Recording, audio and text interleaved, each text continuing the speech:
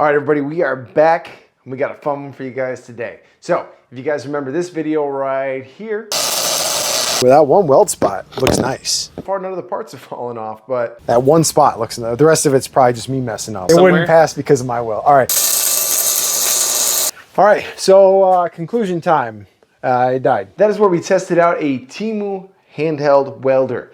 It did not go so well. The video lasted, well, after about 5 minutes of welding, it just kind of died in us. So I did some research, did some looking around. I figured out that a lot of other people have had pretty good success for this. So we went through the return process. Honestly, really simple. They got me a label, got our ship back out within a couple of days. I had the money back in my account, so we ordered another one.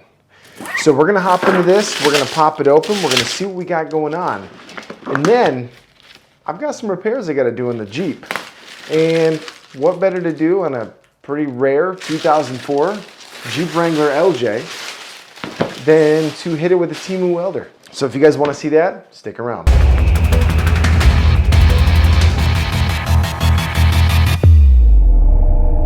All right, so as far as unboxing goes, we're gonna pop through this kind of quick. It should be extremely similar to the last one. Right in here, we've got our striking tool, handle to our permanent mask. I'm not gonna be using this mask yet again, I'll be using my own. This mask has a plastic lens cover, a little sketchy. The last one was actually glass, so that's a different change. Everything else looks identical, but the last one was glass. Check that out, plastic. Flexible, not something I would trust my eyes with. Weird, again, very weird. The welder itself looks the same. You guys will notice I got the green one this time. Now, it's the exact same brand. I specifically wanted the green one so people wouldn't think that I tried to fake the last video or something weird and just use the same one. So there's our next one. Same as the last one, we have 3 different welding rods. They are, let's see, J422s. They appear to be the exact same as the last ones. We'll give those a shot. Although when I'm doing the actual welding on the Jeep, I might use my own rods. We'll see how they fire. So that's pretty much it. They're identical in just about every way, minus the face shield actually being cheaper. Now this unit here, I did save a couple of bucks on. This one was just over $65. These things are on there, this brand ranging anywhere from $60 to about $180, and they're not gonna be any different. So make sure you go with the good, cheap version. Don't go with the more expensive one. But on that note, we got a little bit of prep to do. We got a panel to cut out and go through. Basically what I'm doing with my Jeep, I've had this Jeep for quite a while, a couple of years. I use it like a Jeep. Trail riding, mudding, all that kind of fun stuff. But it's got a little bit of rot, a little bit of rust.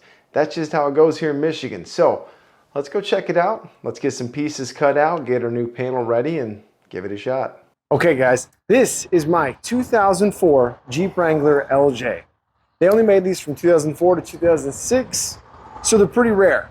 Now, what we want to check out today is I want to fix some of the rust in that corner over there. So let's take a closer look. All right, so what we're trying to fix today is this spot right here. This is where one of the rear body mounts go. It's toast.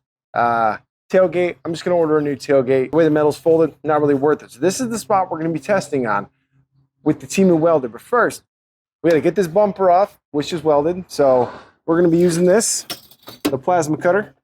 Then we gotta take this off and give the welder a test. I just thought I'd bring you guys along a little further than just testing the product on this one. If you guys like videos like this, you wanna see more about the repairs I'm doing on this Jeep, let me know.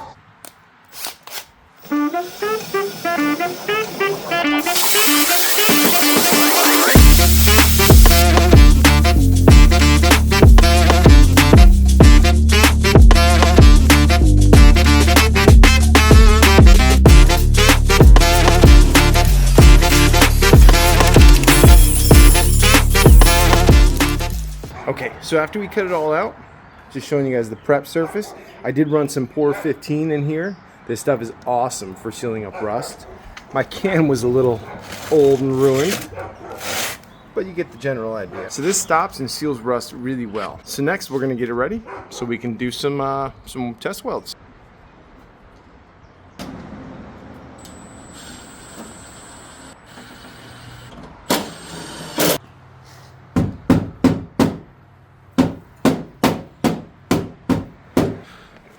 Okay, right here is where we're gonna start. We're gonna go with these weld holes here. You can see I got everything tacked, got all the prep going. We're gonna have a few more spots here, but we're gonna start right about here. So we got the welder itself right here. You can see it's the green X-Cort. We're gonna go ahead and use their welding rod right here. Push down here, slide it in the end. All right, gave ourselves a slightly bigger ground right here.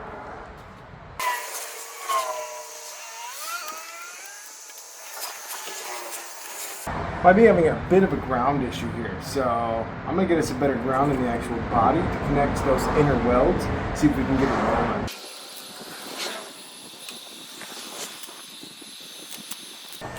Okay, I've been messing with it now for about 15 minutes, and aside from some super tiny sparks, I cannot get this thing to arc. I'm gonna try a slightly better ground and see if that helps me out at all.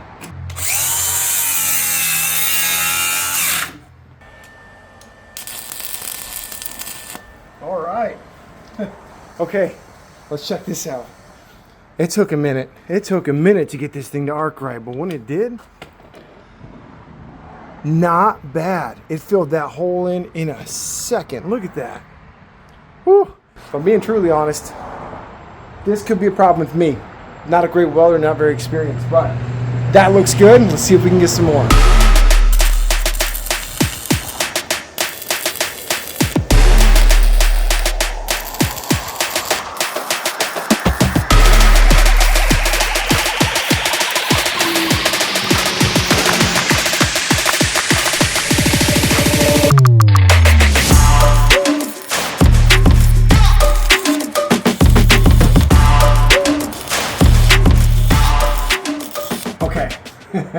All right, now we're kicking, guys. Okay, this is actually super cool. Once I figured out a little bit of a technique, again, probably more me than the gun. A couple small things I'll run you through.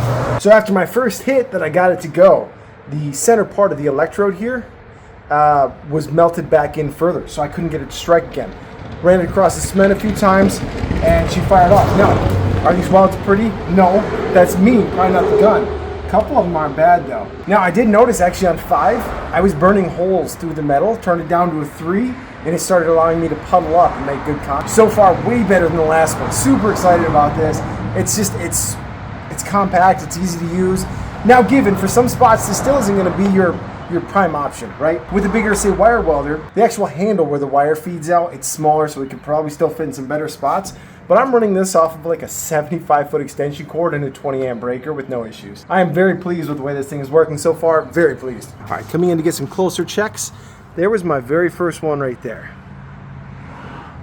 Yeah, you can see, yeah, they're all globbed up, but some of these look pretty decent even for me. This one up here is where I first noticed it was burning holes. So I had to turn it down a little bit.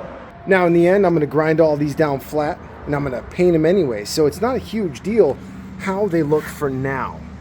But let's go ahead and grind off this one right here, the big blobby one. So keep an idea on what that looks like. I'm gonna grind this off real quick and we're gonna see how uniform it looks underneath.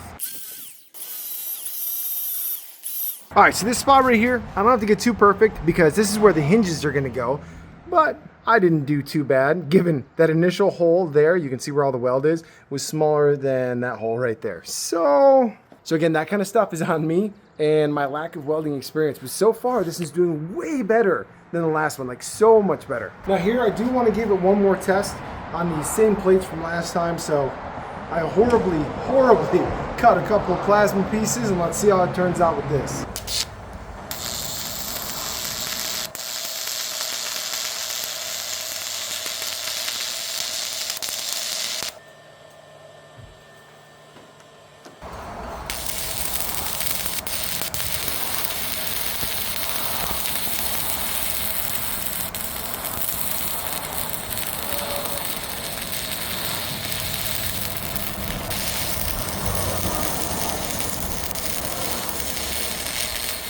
All right, so with this test here, I really just wanted to run it longer. This is the general idea on what it looks like. I'll break the slag off here in just a second.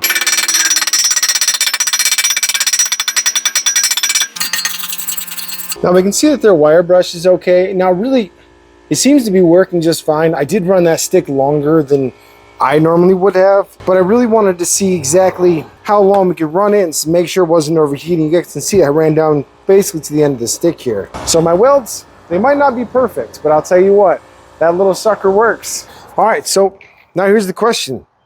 Should you buy this? I mean, shoot. It's kind of hard to say no for the price. No, I'm kidding. Okay, so there's a couple thoughts that go into this, right? A lot of you guys saw my first video. It died really fast. So how long is this thing gonna last? Who knows? I'm gonna keep using it and I'm gonna try to update. I got quite a few more welds to do in here. I still gotta tack this one, this side here. I'm coming back to replace this panel here soon, stuff like that. But for what it is and what it does, it's kind of hard not to say you should buy this. Like it really comes down to how long is it gonna last? I don't know. I mean, I've seen them as cheap as $58 and as high as $180. And from what I can tell, they're the exact same unit. Now let's talk about the issues I had. Well, I think a lot of the issues were user error. Once I kind of rounded the edge off here in the electrode, just using the cement, just kind of scrape it around a little bit like a pencil, right? You need the center lead exposed to make contact. It struck off pretty easy, really. I didn't have a lot of issues with that one. Not the most experienced welder. My welds hold, but I have yet to figure out the trick to make them pretty because I really just don't weld that often. So I don't have a lot of time to really practice it. So if you guys like videos like this and you guys want to see me do more videos on this Jeep, I got a lot of upgrades planned, but I don't know how much the people on the channel want to see them. I do know that you guys want to see stuff like this because it's from Temu and it's random cheap tech, which I love checking out as well. So on that note, guys, thanks for stopping in and we'll see you guys on the next one.